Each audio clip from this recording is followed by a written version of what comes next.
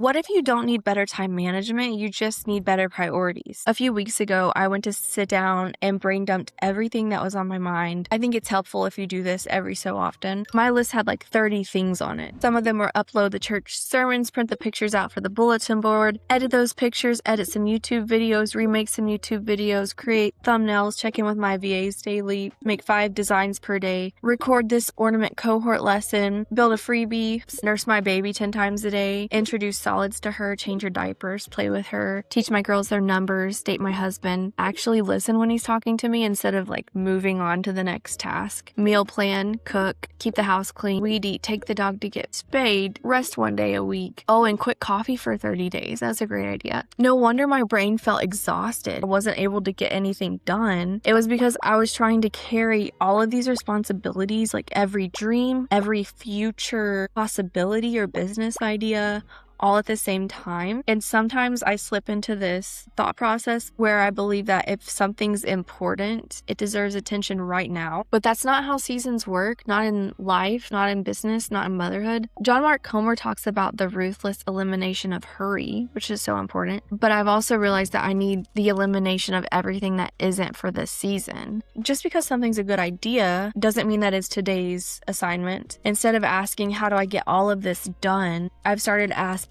what has God given me to do today? Because my daughters need a present mom more than I need to be selling on another platform. My husband needs my attention more than I need a super clean house. Debatable. My business needs focused work more than I need 12 half-baked projects that are in the middle. But our Western culture, it tells us to optimize everything. It's what we're taught from when we're kids, like earn more, build more, buy more, scale more, grow faster. It's in our bones. But if you reach every goal while slowly losing your peace, what exactly did you win? Jesus asked, what good is it for someone to gain the whole world if they lose their soul, if they forfeit their soul? So here's what's helping me practically. This is what I do. First, brain dump everything, like I said, every responsibility, dream, project, everything taking up mental space. It can be little or huge. And then I separate it into 3 lists. So the first one is, these are my current responsibilities, the things that matter in this season, my family, my existing business, the commitments that I've already made, my health, my church. And then number 2, these are my future dreams. So like the Amazon store, the TikTok shop, learning another software, kitchen remodel, another business. They're not bad. They're just not for right now in this season. And then the 3rd list is, these are nice if I have margin, projects that can happen after the most important things are finished. And then I ask myself, what season am I actually in, like practically here? Who needs me the most right now? What actually pays the bills? What commitments have I already made? What can wait 6 months without changing my life? That one's really important to tell you if you need to work on it now or not. And from there, you would plan out your year. If you're doing this, you would break that into months, and then you would break the months into weeks. And then each evening, make tomorrow's list. I number it, 1, 2, 3, like what needs to get done first. Not because everything will get done, but just so that I know what deserves my attention first. And then when number 1 is finished, I can move on to number 2. Not all at once, like one thing with excellence completed and then move on. And almost every day I get to the end of the day and I feel like I haven't accomplished enough. So I just want you to know that, like, if that's you, I don't know if it goes away.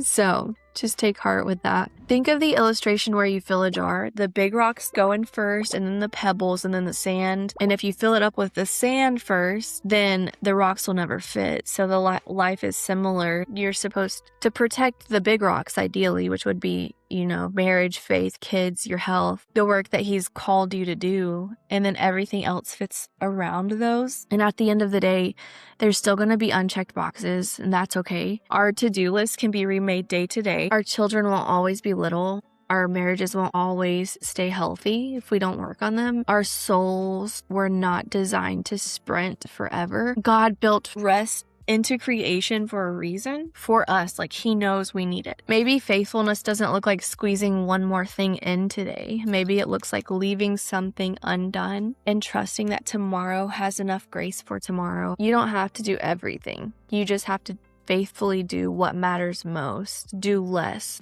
Do it well.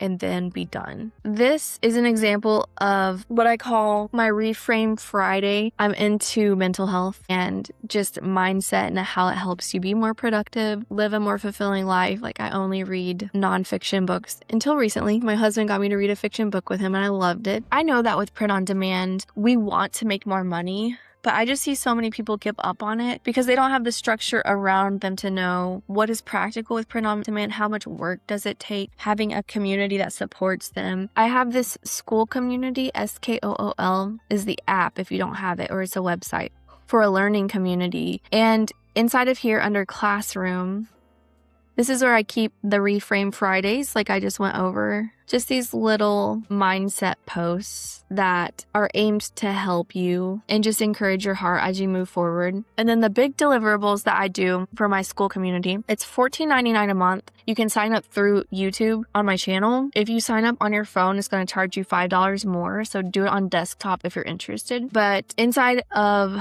the Design Fuel, it's a monthly deep dive on trends that I'm seeing in the market. And I go over the trend and then I tell you practically how I would implement it into designs. I give you step-by-step and color schemes and fonts and AI prompts. That comes out the first of every month. And then the other big thing per month is our Design Lab Lives, where I will do a teaching. So February's was visual balance.